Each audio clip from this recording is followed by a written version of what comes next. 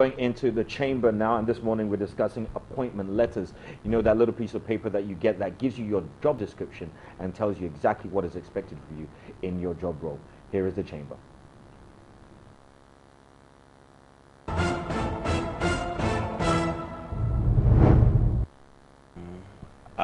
Letters given by an employer to an employee, which signifies, it marks the beginning of the relationship between them, the official relationship between them.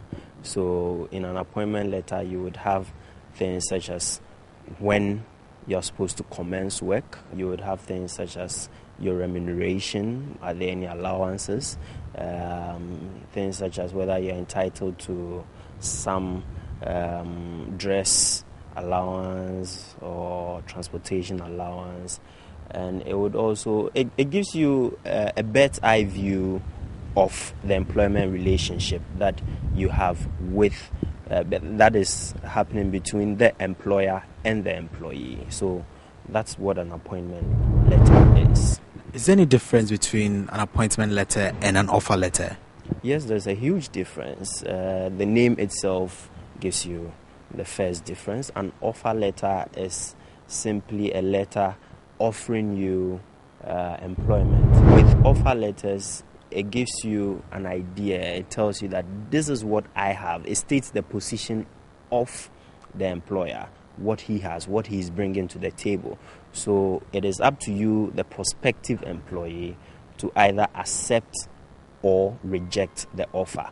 You can also make a counter offer. Perhaps in the offer letter, you are given a basic salary of, let's say, 1,000 Ghana cedis. You feel that your qualifications and your experiences, you are entitled to more. You can make a counter offer, write back and tell them that no, you feel that you are entitled to 2,000 or 3,000, what have you. Then that becomes a counter offer.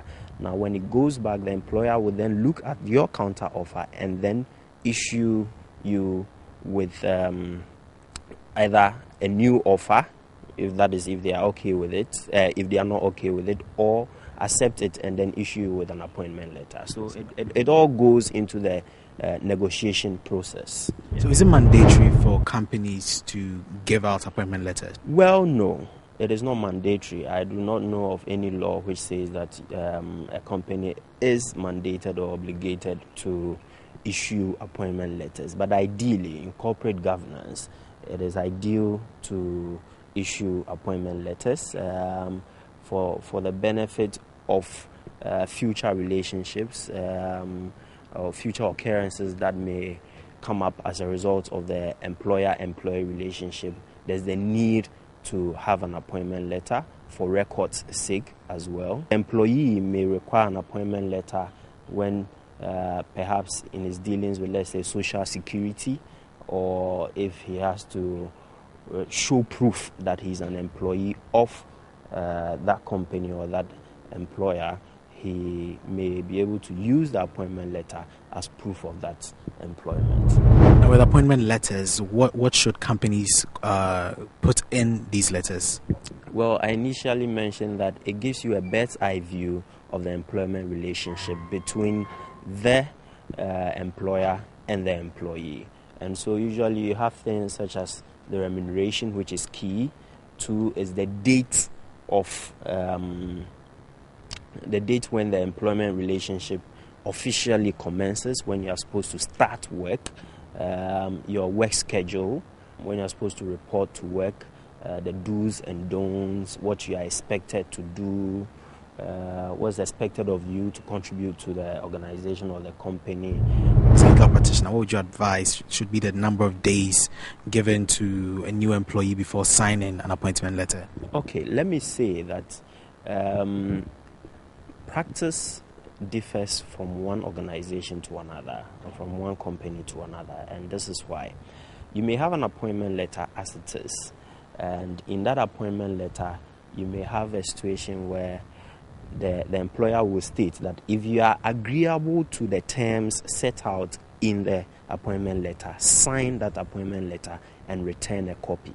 You may also have a situation where in the appointment letter, the employer will state that if you are agreeable to the terms, write or send an acceptance letter by a certain date.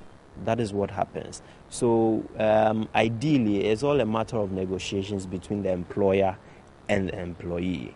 So you don't have strict rules concerning time frame within which one is to accept two parties, as the employer and the employee.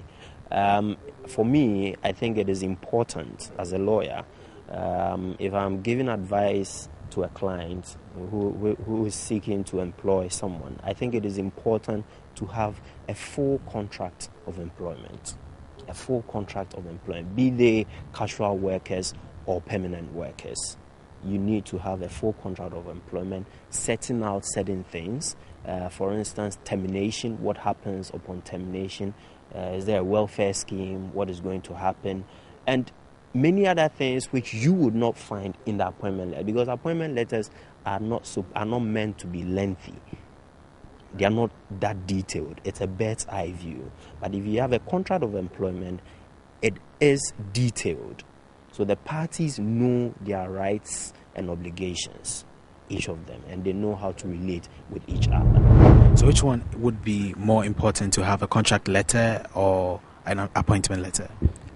Usually you issue the appointment letter and then you attach the contract of employment. So in the appointment letter, you make reference to the contract of employment for the prospective employee to read through. If he's agreeable to it, he should write a letter of acceptance and then send it back.